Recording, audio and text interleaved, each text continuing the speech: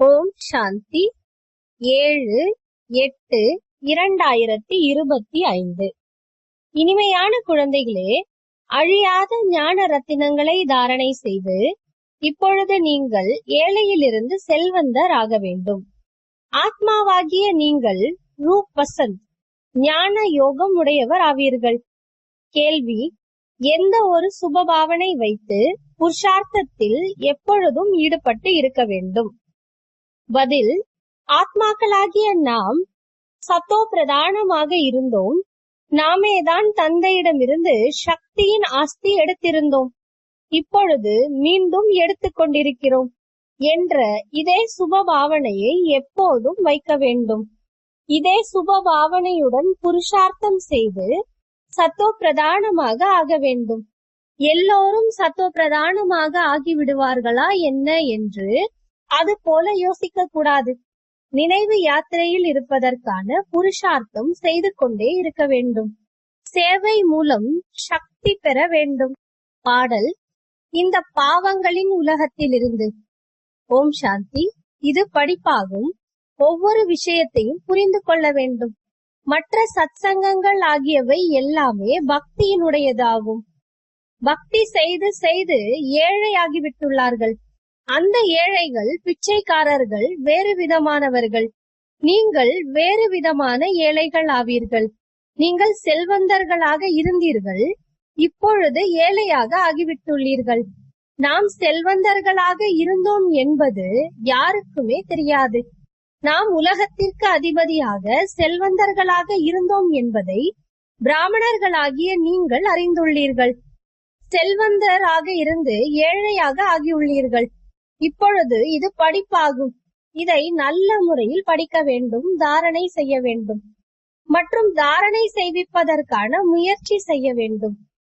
அழியாத ஞான ரத்தினங்களை தாரணை செய்ய வேண்டும். ஆத்மா ஞானம் மற்றும் யோகம் உடையது ஆகும் அல்லவா?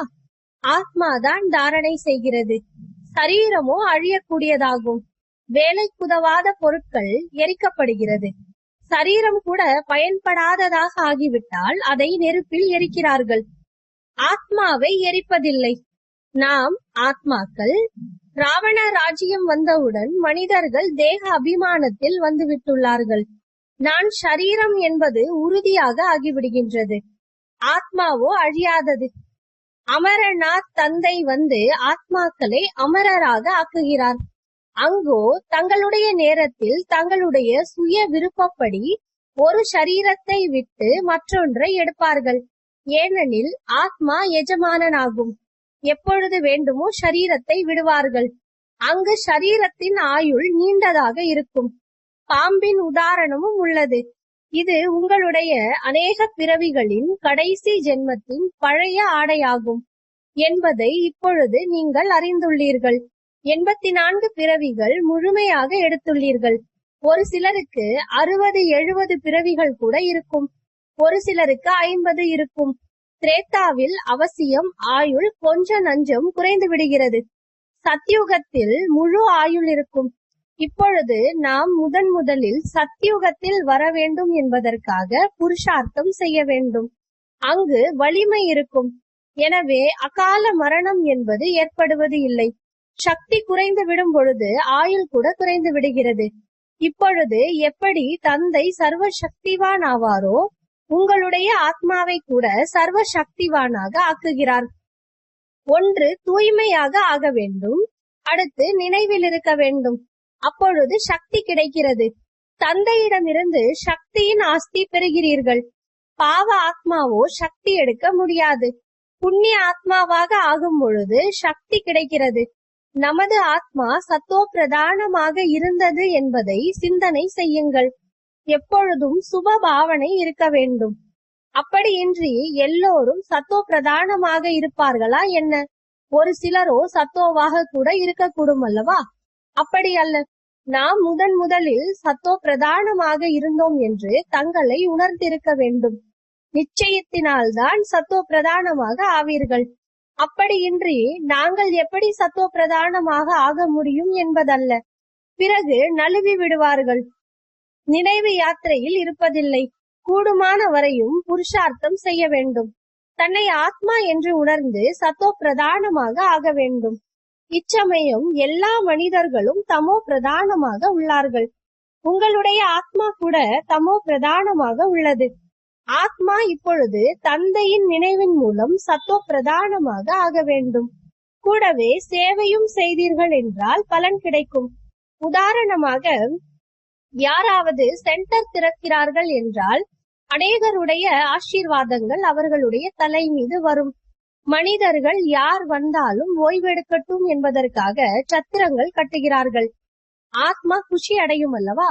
இருப்பவர்களுக்கு ஓய்வு கிடைக்கிறது என்றால் அதனுடைய ஆசீர்வாதம் சத்திரம் கட்டுபவர்களுக்கு கிடைக்கிறது. பிறகு விளைவு என்னவாகும்? அடுத்த பிறவியில் அவர் சுகமாக இருப்பார். ஹாஸ்பிட்டல் திறந்து கொடுத்திருந்தார் என்றால் ஆரோக்கியம் நன்றாக இருக்கும். யூனிவர்சிட்டி திறந்து கொடுத்திருந்தார் என்றால் படிப்பு நன்றாக இருக்கும். சொர்க்கத்திலோ ஆஸ்பத்திரிகள் ஆகியவை இருக்காது. இங்கு நீங்கள் புருஷார்த்தத்தினால் 21 பிறவிகளுக்காக பாக்கியத்தை அடைகிறீர்கள். மற்றபடி அங்கு ஆஸ்பத்திரி, கோர்ட், போலீஸ் ஸ்டேஷன் ஆகியவை எதுவுமே இருக்காது. இப்பொழுது நீங்கள் சுகதாமத்திற்கு செல்கிறீர்கள். அங்கு மந்திரி கூட இருப்பதில்லை. யார் சுயம் உயர்ந்ததிலும் உயர்ந்த மகாராஜா மகாராணி ஆகிறார்களோ அவர்கள் மந்திரியின் ஆலோசனை பெறுவார்களா என்ன? நடைமுறை அறிவு இல்லாத பொழுது, விகாரங்களில் விழும் பொழுது, அப்பொழுதுதான் ஆலோசனை கிடைக்கிறது.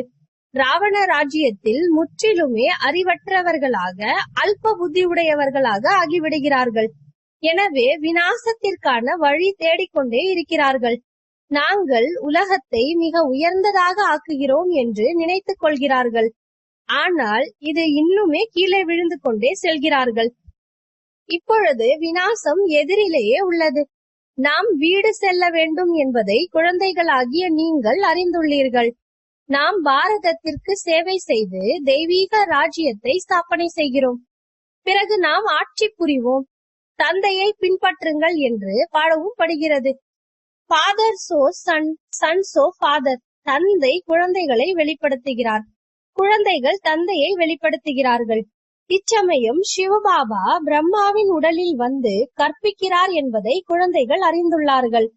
அவ்வாறே தான் புரிய வைக்க வேண்டும். நாங்கள் பிரம்மாவை பகவான் அல்லது தேவதை என்று ஏற்றுக்கொள்வதில்லை. இவரோ பதீதமாக இருந்தார். தந்தை தூய்மையற்ற சரீரத்தில் பிரவேசம் செய்துள்ளார். விருட்சத்தில் பாருங்கள், மேலே உச்சியில் நின்றுள்ளார் அல்லவா? பதீதமாக இருக்கிறார். பிறகு கீழே பாவனமாக ஆவதற்காக தபஸ்யா செய்து பிறகு தேவதையாக ஆகிறார். தபஸ்யா செய்பவர்கள் பிராமணர்கள் ஆவார்கள். பிரம்மா குமார் குமாரிகள் ஆகிய நீங்கள் அனைவரும் ராஜயோகம் கற்றுக்கொண்டிருக்கிறீர்கள். எவ்வளவு தெளிவாக உள்ளது! இதில் மிகவும் நல்ல யோகம் வேண்டும். நினைவில் இருக்கவில்லை என்றால் முரளியில் கூட அந்த பலம் இருப்பதில்லை. சக்தி கிடைப்பதே சிவபாபாவின் நினைவில் இருக்கும் பொழுதுதான். நினைவினால் தான் சத்தோ பிரதானமாக ஆவீர்கள். இல்லை என்றால் தண்டனைகள் வாங்கி பிறகு குறைவான பதவி அடைந்து விடுவீர்கள். முக்கியமான விஷயம் நினைவினுடையதாகும். அதற்குத்தான் பாரதத்தின் பழமையான யோகம் என்று கூறப்படுகிறது. ஞானம் பற்றி யாருக்குமே தெரியாது. இதற்கு முன்பு ரிஷி முனிவர்கள் படைப்பவர் மற்றும் படைப்பின் முதல் இடைக்கடை பற்றி எங்களுக்கு தெரியாது என்று கூறிக்கொண்டிருந்தார்கள். நீங்கள் கூட இதற்கு முன்பு ஒன்றும் அறியாமல் இருந்தீர்கள். இந்த 5 விகாரங்கள் தான் உங்களை முற்றிலுமே ஒரு காசுக்கும் உதவாதவர்களாக ஆக்கிவிட்டுள்ளது. இப்பொழுது இந்த பழைய உலகம் எரிந்து முற்றிலுமே முடிந்து போக போகிறது. எதுவுமே இருக்க போவதில்லை. நீங்கள் அனைவருமே வரிசை கிரமமாக புருஷார்த்தத்தின்படி பாரதத்தை சொர்க்கமாக ஆக்குவதற்காக உடல், மனம், பொருளால் சேவை செய்கிறீர்கள். கண்காட்சியில் கூட உங்களை கேட்கும் பொழுது அப்பொழுது கூறுங்கள், பிகேக்களாகிய நாங்கள் எங்களுடைய உடல், மனம், பொருளால் ஸ்ரீமத் படி சேவை செய்து ராமராஜ்யம் ஸ்தாபனை செய்து கொண்டிருக்கிறோம். காந்தியடிகள் கூட ஸ்ரீமத் படி நாங்கள் ராமராஜ்யம் ஸ்தாபனை செய்கிறோம் என்று கூறவில்லை. இங்கோ இவருக்குள் ஸ்ரீ ஸ்ரீ 108 தந்தை அமர்ந்துள்ளார். 108 மாலை கூட உருவாக்குகிறார்கள். மாலையோ பெரிதாக அமைகிறது. அதில் 108 பேர் நல்ல உழைப்பு செய்கிறார்கள். நன்றாக உழைப்பவர்கள் வரிசை கிரமமாக நிறைய பேர் உள்ளார்கள். ருத்ர யஜ்யம் நடக்கும் பொழுது சாலி கிராமங்களுக்கும் பூஜை நடக்கிறது. அவசியம் கொஞ்சம் சேவை செய்துள்ளார்கள், அதனால்தான் பூஜை ஆகிறது. பிராமணர்களாகிய நீங்கள் ஆன்மீக சேவாதாரி ஆவீர்கள். அனைவருடைய ஆத்மாக்களையும் விழிப்படைய செய்கிறீர்கள். நான் ஆத்மா ஆவேன், இதை மறந்து விடுவதால் தேக அபிமானம் வந்து விடுகிறது. நான் இன்னார் ஆவேன் என்று நினைக்கிறார்கள். நான் ஆத்மா ஆவேன், குறிப்பிட்ட இந்த பெயர் இந்த சரீரத்தினுடையது என்பது யாருக்காவது தெரியுமா என்ன? ஆத்மாவாகிய நாம் எங்கிருந்து வருகிறோம் என்பது பற்றி சிறிதளவும் யாருக்கும் சிந்தனை இல்லை. இங்கு பாகம் ஏற்று நடித்து நடித்து சரீரத்தின் உணர்வு உறுதியாக ஆகிவிட்டுள்ளது. குழந்தைகளே, இப்பொழுது அலட்சிய தன்மையை விட்டுவிடுங்கள் என்று தந்தை புரிய வைக்கிறார். மாயை மிகவுமே வலிமை வாய்ந்தது. நீங்கள் யுத்த மைதானத்தில் உள்ளீர்கள். நீங்கள் ஆத்மா அபிமானி ஆகுங்கள். ஆத்மாக்கள் மற்றும் பரமாத்மாவின் இந்த மேலா சந்திப்பு ஆகும். ஆத்மா மற்றும் பரமாத்மா வெகு காலமாக பிரிந்துள்ளார்கள் என்று பாடல் உள்ளது. இதனுடைய பொருள் கூட அவர்களுக்கு தெரியாது. ஆத்மாக்களாகிய நாம் தந்தையுடன் கூட இருப்பவர்கள் என்பதை இப்பொழுது நீங்கள் அறிந்துள்ளீர்கள். அது ஆத்மாக்களின் வீடாகும் அல்லவா? தந்தையும் இங்கே இருக்கிறார். அவருடைய பெயர் சிவன் என்பதாகும். சிவ ஜெயந்தி கூட பாடப்படுகிறது. வேறு எந்த பெயரும் கொடுக்கவே கூடாது. என்னுடைய உண்மையான பெயர் கல்யாணக்காரி சிவன் என்பதாகும் என்று தந்தை கூறுகிறார். கல்யாணக்காரி ருத்ரன் என்று கூற மாட்டார்கள். கல்யாணக்காரி சிவன் என்று கூறுகிறார்கள். காசியில் கூட சிவன் கோவில் உள்ளது அல்லவா? அங்கு சென்று சாதுக்கள் மந்திரம் ஜெபிக்கிறார்கள். சிவகாசி, விஸ்வநாத், கங்கா. காசி கோவிலில் அமர்த்தி இருக்கும் சிவனுக்கு விஸ்வநாத் என்று கூறுகிறார்கள் என்று இப்பொழுது தந்தை புரிய வைக்கிறார். இப்பொழுது நானோ விஸ்வத்திற்கு தலைவன் கிடையாது.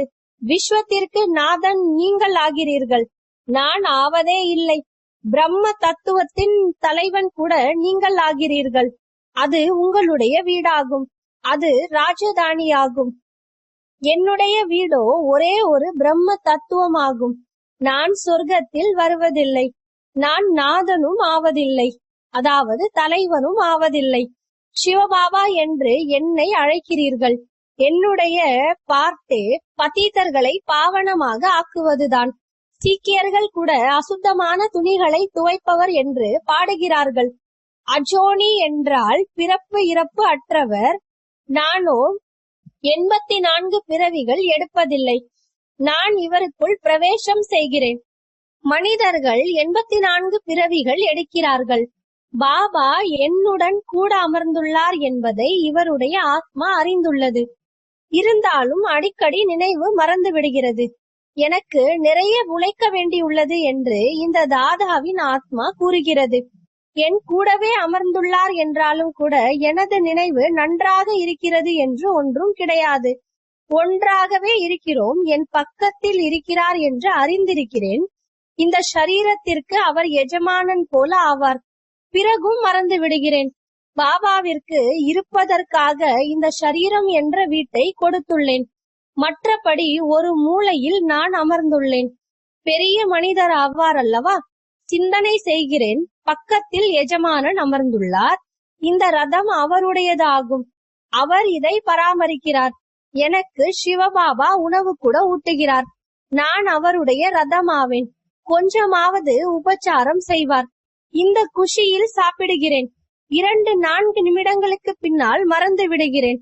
அப்பொழுதுதான் நினைக்கிறேன் குழந்தைகளுக்கு எவ்வளவு உழைப்பு தேவைப்படக்கூடும் என்று. எனவே பாபா புரிய வைத்துக் கொண்டே இருக்கிறார். கூடுமான வரை தந்தையை நினைவு செய்யுங்கள். மிக மிக லாபம் உள்ளது. இங்கோ சிறிய விஷயத்தில் கூட தொல்லை அடைந்து விடுகிறார்கள். பிறகு படிப்பை விட்டு விடுகிறார்கள். பாபா பாபா என்று கூறி கையை விட்டு விடுகிறார்கள். தந்தையை தன்னுடையவராக ஆக்கிக் கொள்கிறார்கள். ஞானம் கூறுகிறார்கள், கேட்கிறார்கள். திவ்ய திருஷ்டி மூலமாக சொர்க்கத்தையே பார்க்கிறார்கள். நடனம் ஆடுகிறார்கள். ஆஹோ, என்னுடைய மாயையே, என் கையை விட்டு விடுகிறார்கள். ஓடி போய் விடுகிறார்கள். யார் உலகத்திற்கு அதிபதியாக ஆக்குகிறாரோ அவரை கைவிட்டு விடுகிறார்கள். பெரிய பெரிய பெயர் புகழ் உடையவர்கள் கூட கைவிட்டு விடுகிறார்கள். இப்பொழுது உங்களுக்கு வழி கூறப்படுகிறது. அப்படியின்றி கையால் பிடித்து கொண்டு கூட்டி செல்வார் என்பதல்ல. இந்த கண்களால் ஒன்றும் குருடர் அல்லவே. ஆம், ஞானத்தின் 3வது கண் உங்களுக்கு கிடைக்கிறது. நீங்கள் சிருஷ்டியின் முதல் இடை கடைசியை அறிந்துள்ளீர்கள். இந்த 84 பிறவிகளின் சக்கரம் புத்தியில் சுற்ற வேண்டும். உங்களுடைய பெயர் சுயதர்ஷன சக்கரதாரி என்பதாகும். ஒரு தந்தையை மட்டும் நினைவு செய்ய வேண்டும். வேறு யாருடைய நினைவும் இருக்கக்கூடாது. கடைசியில் இந்த நிலை இருக்க வேண்டும். எப்படி மனைவிக்கு கணவன் மீது அன்பு இருக்கிறது, அவர்களுடையது ஷரீர அடிப்படையிலான அன்பு. இங்கு உங்களுடையது ஆன்மீக அன்பு. நீங்கள் எழுந்தாலும் அமர்ந்தாலும் கணவருக்கெல்லாம் கணவன், தந்தைக்கெல்லாம் தந்தையாகிய பாபாவை நினைவு செய்ய வேண்டும். உலகத்தில் கணவன், மனைவி மற்றும் குடும்பம் தங்களுக்குள் மிகவும் அன்புடன் இருக்கக்கூடிய வீடுகள் கூட நிறைய இருக்கின்றன. 5-6 குழந்தைகள் ஒன்றாக இருப்பார்கள்.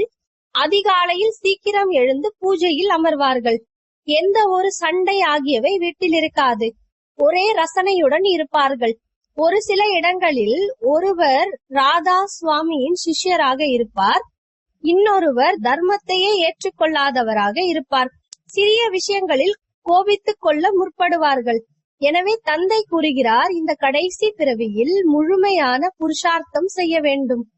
தங்களுடைய பணத்தை கூட பயனுள்ளதாக ஆக்கி தங்களுக்கு தாங்களே நன்மை செய்ய வேண்டும். பின் பாரதத்திற்கும் கூட நன்மையாகும். நாம் நம்முடைய ராஜதானியை ஸ்ரீமத் படி மீண்டும் ஸ்தாபனை செய்கிறோம் என்பதை நீங்கள் அறிந்துள்ளீர்கள்.